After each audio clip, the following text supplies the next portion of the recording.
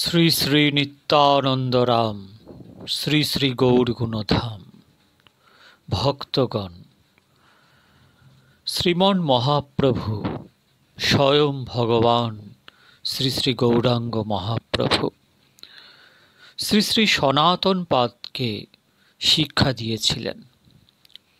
সনাতন গোস্বামীর 3 প্রশ্নের উত্তরে মহাপ্রভু তার প্রত্যুত্তরে সম্বন্ধ অবিদেহ প্রয়োজন এই 3 তত্ত্বকে প্রকাশ করে গেছেন। সনাতন গোস্বামীর 3 প্রশ্ন ছিল: আমি কে, কেন আমার জারে তাপত্রয়, কৃপা করে বলো কেমনে মোর হিত হয়। সেই প্রশ্নের বিশদ আলোচনা এর আগে আমি আগের ভিডিওতেই করেছি।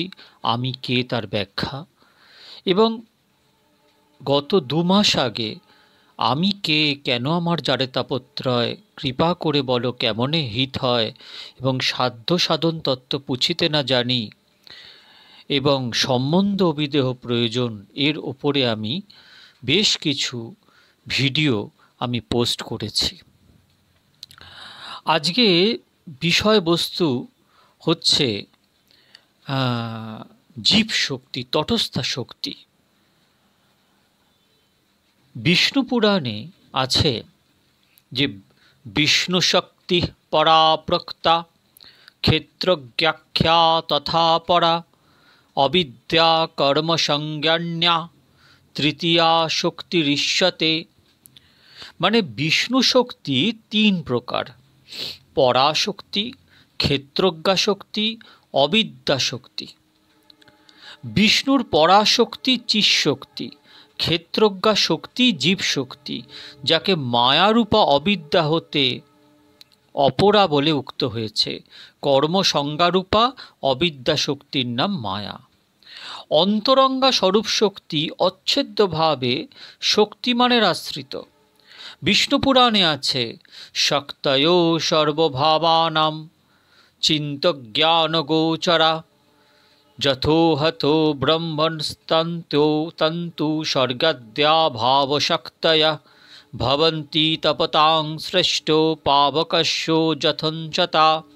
সমস্ত ভাবের অচিন্ত জ্ঞান গোচর শক্তি সকল ব্রহ্মে বর্তমান। এই কারণে সেই ব্রহ্মশক্তি সকল সৃষ্টি আদি ভাব শক্তিরূপে ক্রিয়া করে।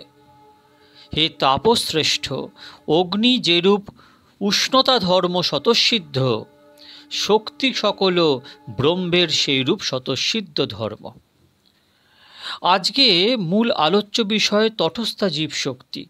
এই তটস্থা জীব শক্তি নিয়ে বিশদ আলোচনা করার খুব প্রয়োজন। এখানে অনেক তত্ত্ব আছে, তার মধ্যে মহাপ্রভু যে তত্ত্বের নির্দেশ দিয়ে গেছেন তা হলো অচিন্ত ভেদাভেদ তত্ত্ব, এবং তার উপরেই এই আলোচনা, আজকের আলোচনা। বিষ্ণু পুরাণে আছে জয়া জয়া ক্ষেত্রজ্ঞ শক্তি সাবিষ্ঠিতা নৃপ সর্বগা সংসার তাপনা তাপ অখিলান ব্যাপ্তত্তত্র সন্ততান তয়া তিরহিতস্তশ্চো শক্তি ক্ষেত্রজ্ঞ সংগীতা সর্বভূতেষু ভূপাল তারতম্যেন বর্ততে।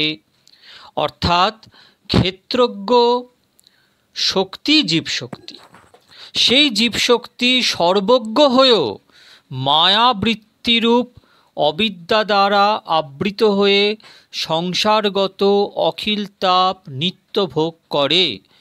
আবার সেই ক্ষেত্রজ্ঞ নামী শক্তি অবিদ্যা কুণ্ঠাবৃত হয়ে হে ভূপাল সর্বভূতে তারতম্যের সহিত বর্তমান থাকেন।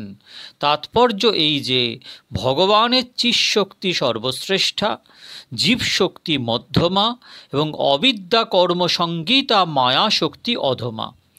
জীবশক্তি মায়ার দ্বারা আবৃত হয়ে, অর্থাৎ চিৎশক্তি বৃত্তি হতে দূরীভূত হয়ে সংসার তাপ লাভ করে।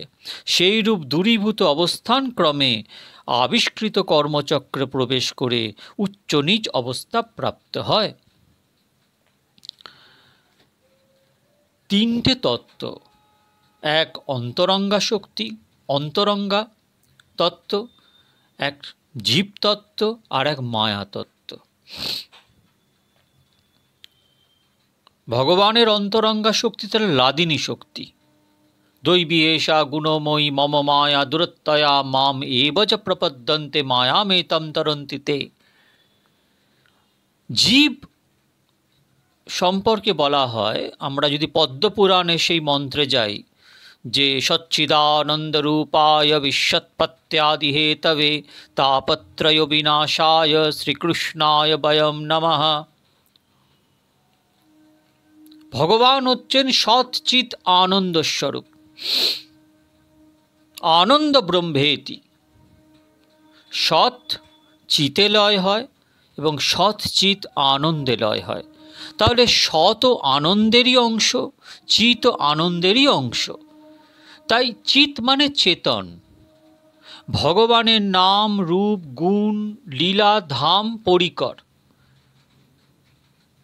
তাহলে এর মধ্যে পরিকর অর্থাৎ চেতন। জীব,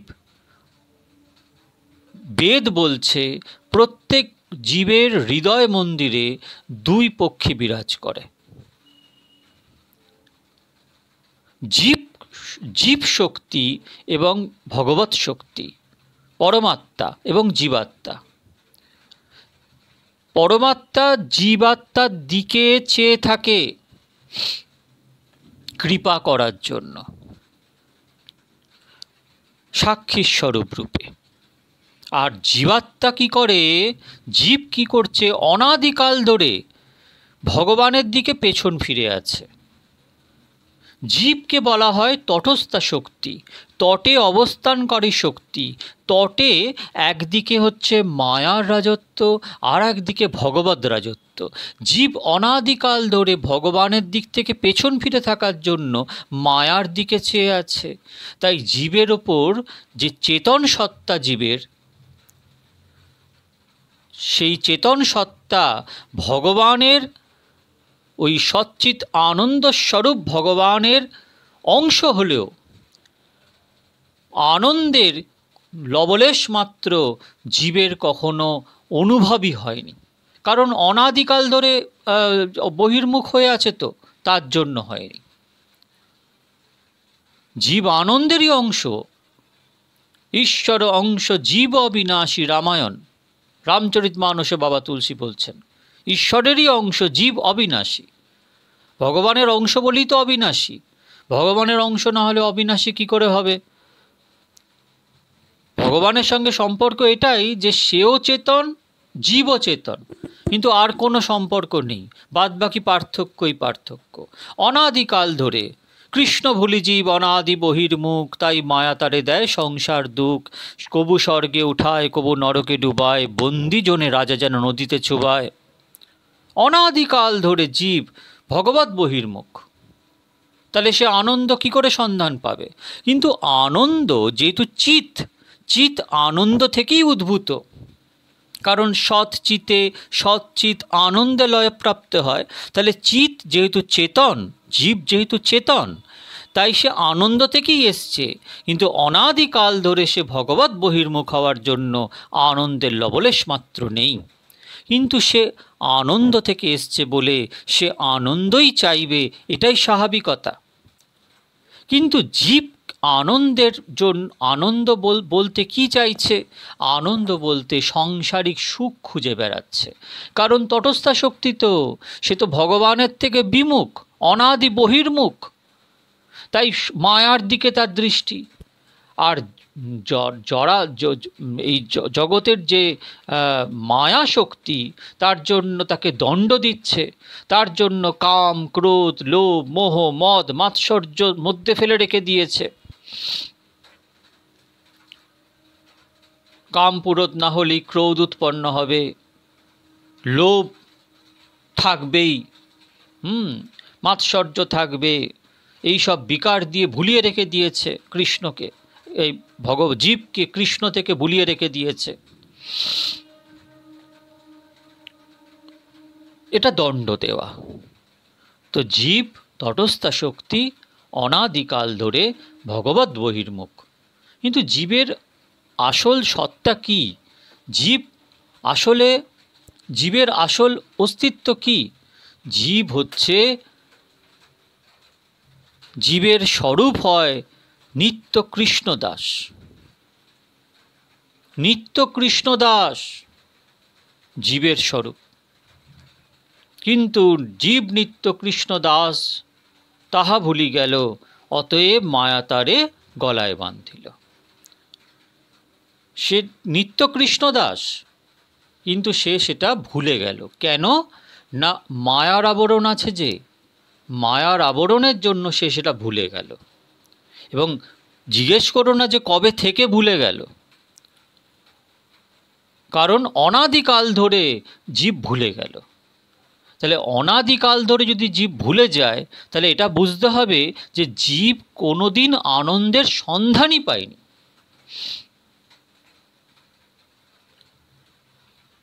কিন্তু জীবকে আনন্দ পেতে হবে, পাবে কি করে?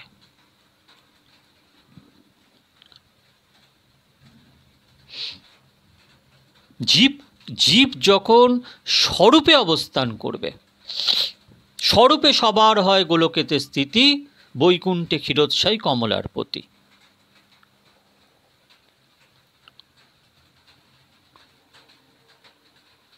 শ্রীমদ্ ভগবদ্ গীতায় মায়া শক্তি সম্পর্কে বলা আছে, অপোয়েয়ম মিতস্তন্যাং প্রকৃতিং বিদ্ধি মে পরাম জীবভূতাম মহাবাহু যদেদং ধার্যতে জগৎ। মানে ভূমি, জল, তেজ, বায়ু, আকাশ, এই পঞ্চভূতরূপ স্থূল জগৎ, মন, বুদ্ধি, অহংকার রূপ লিঙ্গ জগৎ, এই অষ্টপ্রকারে বিভক্ত প্রকৃতি হচ্ছে অপরা জড়া, এর নাম মায়া প্রকৃতি। তার থেকে পৃথক আরেকটা পরা প্রকৃতি আছে, সেই প্রকৃতি জীবস্বরূপ হয়ে এই জগতে পরিপূর্ণ হয়ে আছে। দেখো, ভগবানই একমাত্র বস্তু, তার একটি স্বরূপ বা আত্মশক্তি আছে। সেই স্বরূপ শক্তি থেকে পৃথক প্রায়, অথচ ছায়ার ন্যায় যে শক্তি প্রতীয়মান হয়, সেটা মায়া শক্তি। স্থূল ও লিঙ্গময় জড়ব্রহ্মাণ্ড সেই মায়া প্রসূত, তার অতীত জীবতত্ত্ব, জীবের শুদ্ধ সত্তা, শুদ্ধ অহংকার, মনোবৃত্তি। জীবের কিন্তু আনন্দ থেকে, চেতন বস্তু আনন্দ থেকেই উদ্ভূত হয়েছে। তাই স্বভাবতভাবে তার যে প্রকৃতি হবে সেটা হচ্ছে বিশুদ্ধ, তার অহংকারও বিশুদ্ধ, তার মনোবৃত্তিও বিশুদ্ধ। কিন্তু অনাদিকাল ধরে ভগবানের দিকে পেছন ফিরে তাকিয়ে আছে বলে, মায়ার অধিকারে হওয়ার ফলে, মায়ার আবরণে প্রবিষ্ট হওয়ার জন্য অনুচৈতন্য জীব মধ্যে বিকার দেখা দিল। বিকার দেখা দিল, কাম, ক্রোধ, লোভ, মোহ, মদ, মাৎসর্য, এসব বিকার।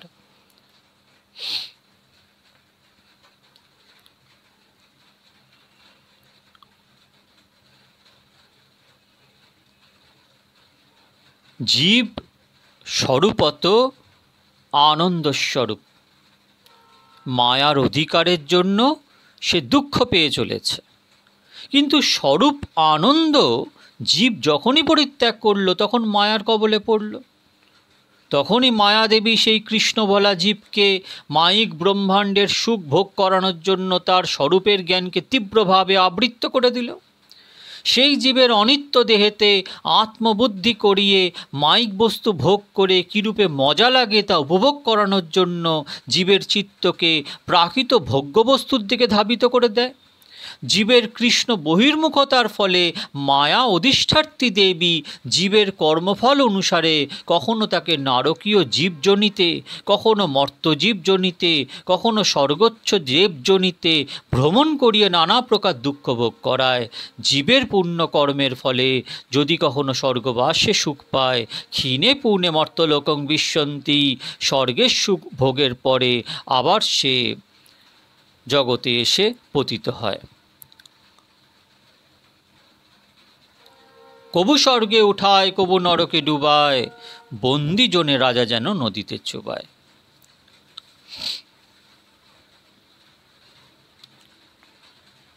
কৃষ্ণ বহির্মুখ জীবের ভবরোগের হেতু ও তা থেকে নিষ্কৃতি লাভের উপায় অর্থাৎ ঔষধ সেবন বিধি ভাগবত আমাদের দিচ্ছে।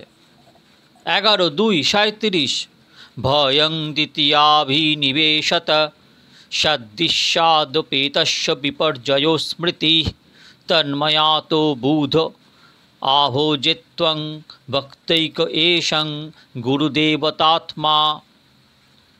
ভগবত বহির্মুখ জীবের মায়াবশত স্বরূপের বিস্মৃতি জন্মে এবং তার জন্য দেহে আত্মাভিমান জন্মে। দ্বিতীয় অর্থাৎ কৃষ্ণেতর অনাত্ম বস্তুতে অভিনিবিষ্ট হলেই দেহ আদি সুহৃদ বর্গের জন্য ভয় জন্মে। অতএব তত্ত্বজ্ঞ জ্ঞানী ব্যক্তি গুরুতে ঈশ্বর বুদ্ধি অর্থাৎ ভগবান হতে অভিন্ন বস্তু এবং পরম প্রেষ্ঠ জেনে ঐকান্তিক ভক্তি সহকারে পরমেশ্বরের ভজনা করে। গুরু হরি একসাথে বসতে হবে। যদি তুমি হরি না ভজো গুরু বসলেও চলবে, কিন্তু গুরুকে বাদ দিয়ে শুধু হরি বসলে কখনোই তুমি সিদ্ধি লাভ করবে না, অসম্ভব।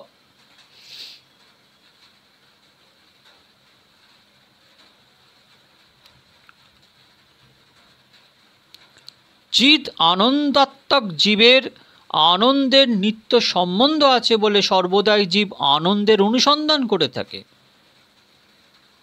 কারণ তার স্বরূপ অনুবন্ধিনী প্রবৃত্তি। ভগবানের সেবা করে ভাগ্যবান জীব নিত্যানন্দ লাভ করে, আর যারা ভগবানের সেবা পরিত্যাগ করে আত্মেন্দ্রিয় তৃপ্তির আশায় জড়ীয় চর্চা করে তারা নিত্য আনন্দের স্পর্শ থেকে বঞ্চিত থাকে। তাদের ভাগ্যে কেবলমাত্র দুঃখ বরণ করতে হয় এবং তারা নিজের দেহকেই আমি মনে করে ইন্দ্রিয় আদির সুখকেই নিজের সুখ বলে মনে করে। আত্মশোকের বাসনা থেকেই জীবের অহং মমত্ব আদি বুদ্ধিকে জানে। স্বরূপের বিস্মৃতির ফলেই এরূপ বিপর্যয় হয়ে থাকে। তখন জীব অনিত্য কর্মফলকেই নিত্য সুখ বলে মনে করে। দ্বিতীয় বস্তুতে অভিনিবেশবশত জীবের সংসারের ভয় ত্রিতাপ জ্বালা উদয় হয়ে থাকে। অন্য অভিলাষ শূন্য হয়ে ঐকান্তিকভাবে ভগবত অনুশীলন ব্যতীত জীবের পরাশান্তি লাভের আর দ্বিতীয় কোনো উপায় নেই। অতএব ভগবানের কৃপার মূর্ত বিগ্রহ শ্রী গুরুদেবকে দেবতা ও পরমাত্মীয় কৃষ্ণপ্রেষ্ঠ জ্ঞানে আনুগত্যের সঙ্গে সম্যক রূপে ভগবত ভজন করাই জীবের একমাত্র কর্তব্য। এখন জীবের কীরূপ হিত হয় সেই প্রশ্নের উত্তরে বলা হয়েছে, শ্রী চৈতন্য চরিতামৃতকার বলছেন, সাধুশাস্ত্র কৃপায় যদি কৃষ্ণ উন্মুখ হয় সেই জীব নিস্তরে মায়া তাহারে ছাড়ে।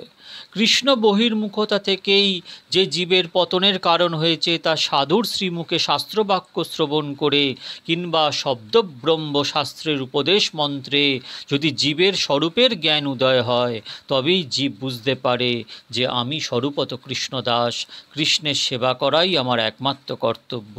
এইরূপ জ্ঞানের উদয় হয় যখন হয় তখন জীব পুনরায় কৃষ্ণ উন্মুখ হয়, তখনই তিনি নিস্তার লাভ করে এবং মায়া তাকে পরিত্যাগ করে।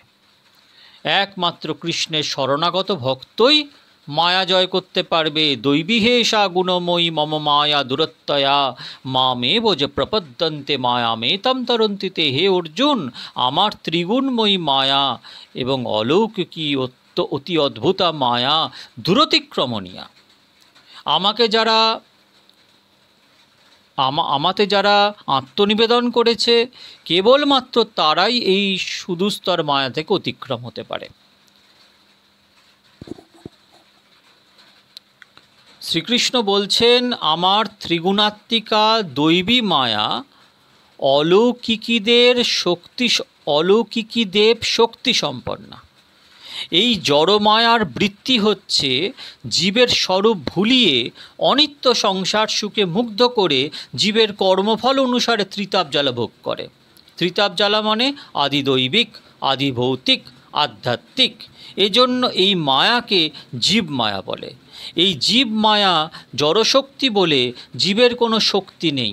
চৈতন্যময়ী শ্রীকৃষ্ণের শক্তিতে চৈতন্য শক্তিময়ী হয়ে অনাদি বহির্মুখ জীবকে সংসার চক্রে জন্মমরণ মালায় ভ্রমণ করাচ্ছে। বহির্রঙ্গা মায়াশক্তি কৃষ্ণের সন্নিকটে বা কোনো ধাম আদিতে প্রবেশ অধিকার করতে পারে না।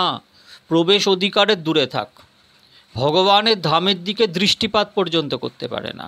তটস্থা শক্তি যে সমস্ত জীব নিজের স্বরূপের কথা স্মরণ করে নিত্য ধামে তাদের নিত্য প্রভু কৃষ্ণ পাদপদ্ম সেবায় নিয়োজিত থাকে, তাদের সন্নিকটে মায়া কোনরূপ প্রভাব বিস্তার করতে পারে না।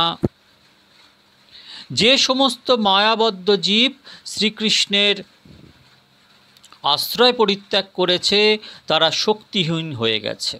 সেজন্য দৈবী শক্তি দুর্লঙ্ঘনীয়া মায়ার কবল থেকে জীব নিজের শক্তিতে কোনো অবস্থাতেই নিজেকে মুক্ত করতে পারে না।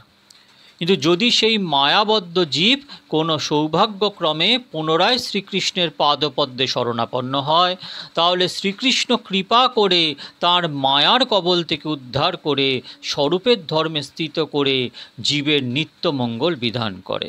অতএব শ্রীকৃষ্ণের শরণাপন্ন বিনা জীবের পক্ষে মায়ার কবল থেকে নিস্তার লাভের আর দ্বিতীয় উপায় নেই। মায়ামুগ্ধ জীবের নাহি শতকৃষ্ণ জ্ঞান, জীবের কৃপায় কইলা কৃষ্ণ বেদ পুরাণ, শাস্ত্রগুরু আত্মরূপে আপনারে জানান, কৃষ্ণ মোর প্রভুত্রাতা জীবের হয় জ্ঞান। শ্রী চৈতন্য চরিতামৃত মধ্যলীলা।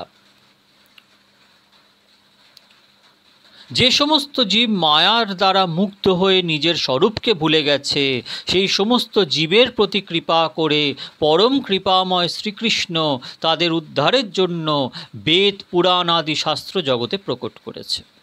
জীব যেন এই সমস্ত শাস্ত্র অনুশীলন করে নিজের তত্ত্ব ও ভগবত তত্ত্ব জানতে পারে, শ্রীকৃষ্ণ ভজন করে মায়ার কবল থেকে উদ্ধার লাভ করতে পারে। স্বয়ং ভগবান শ্রীকৃষ্ণ শ্রীমদ্ ভাগবতের একাদশ স্কন্ধে বলেছেন, 11, 22, 10 এই শ্লোকে উদ্ধবকে বলেছেন, অনাদ্য বিদ্যাযুক্তস্য পুরুষাত্ম বেদনম শতন্য সম্ভবাদন্যস্তত্তজ্ঞো জ্ঞানদ ভবেত। অনাদি বহির্মুখ জীব অনাদিকাল থেকেই আত্মতত্ত্বজ্ঞান হারা হয়ে গেছে। সর্বতত্ত্বজ্ঞ পূর্ণ প্রকাশ পরমেশ্বরী জীবের জ্ঞান প্রদাতা। সমস্ত বেদ পুরাণ আদি যে পরম ব্রহ্ম শ্রীকৃষ্ণ থেকেই জগতে প্রকটিত হয়েছে তার প্রমাণ শ্রুতিতে আছে। মৈত্রেয়ী উপনিষদে আছে 6:32, অশ্ব মহতো ভূতস্য নিঃশস্যিত মেতজ্জদ ঋগ্বেদ যজুর্বেদ সামবেদ অথর্বাঙ্গীরস ইতিহাস পুরাণঞ্চ। মানে পরব্রহ্মের নিঃশ্বাস থেকে বেদ প্রকটিত হয়েছে। ব্যাসদেব রূপে ভগবান এই বেদকে ঋগ্বেদ, যজুর্বেদ, সামদেব, অথর্ববেদ 4 ভাগে বিভক্ত করেছেন এবং মহাভারত, ইতিহাস, অষ্টাদশ পুরাণ আদি সমস্তই ভগবানেরই নিঃশ্বাস। কালপ্রভাবে পুরাণের প্রভাব যখন স্তিমিত হয়ে যায় তখন ভগবানই ব্যাসদেব রূপে যুগে যুগে জগতে পুনরায় প্রকটিত হন। বেদশাস্ত্র কহে সম্বন্ধ অভিদেহ প্রয়োজন, কৃষ্ণপ্রাপ্য সম্বন্ধ ভক্তি প্রাপ্তের সাধন, অভিদেহ নাম ভক্তি প্রেম প্রয়োজন, পুরুষার্থ শিরোমণি প্রেম মহাধন। শ্রী চৈতন্য চরিতামৃত। সর্ববেদশাস্ত্রে সম্বন্ধ জ্ঞান, অভিদেহ জ্ঞান, প্রয়োজন জ্ঞান এর আগেও আমি বলেছি। ভগবান হচ্ছেন আমাদের ভগবানের উনি হচ্ছেন আমাদের ভগবান, অর্থাৎ আমাদের সঙ্গে সম্পর্ক। উনি প্রভু, আমরা তার দাস, নিত্য কৃষ্ণ দাস। এটা সম্বন্ধ। অভিদেহ প্রাপ্তির সাধন, অর্থাৎ ভক্তি হচ্ছে অভিদেহ এবং প্রয়োজন হচ্ছে প্রেম, ভগবত প্রেম।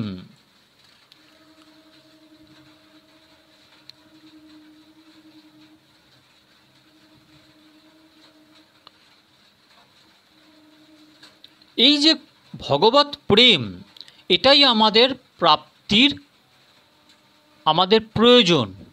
আমাদের প্রয়োজন কি, আমাদের রিকোয়ারমেন্ট কি জীবনের, তা কি না ভগবানের যে প্রেম, ভগবান তো আনন্দস্বরূপ, আনন্দ ব্রহ্মেতি, সচ্চিৎ আনন্দস্বরূপ। সেই আনন্দ যেখানে চিৎ এবং সৎ চিৎ লয় হয়ে গিয়ে আনন্দে প্রবেশ করে যায়, সেই আনন্দস্বরূপ ভগবানের যে দিব্য আনন্দ, সেটাকে অনুভব করাই, সেটাকে অর্জন করাই, সেটা প্রাপ্ত করাই হচ্ছে জীবের প্রয়োজন। কিন্তু জীব কিভাবে এই প্রয়োজন তত্ত্বকে প্রাপ্ত করতে পারবে? জীব কি করে চেতন, শুধুমাত্র জীবের হচ্ছে শুধুমাত্র চেতন, কোনোদিন আনন্দের সন্ধান পায়নি। তাহলে আনন্দের সন্ধান বিহীন যে জীব, সেই জীব কি করে আনন্দের সন্ধান পাবে, এই বিষয় নিয়ে আমি পরের দিন আলোচনা করব। আজ এটুকুই, আপনারা ভালো থাকবেন। শ্রী শ্রী নিত্যানন্দ রাম, শ্রী শ্রী গৌরগুণধাম।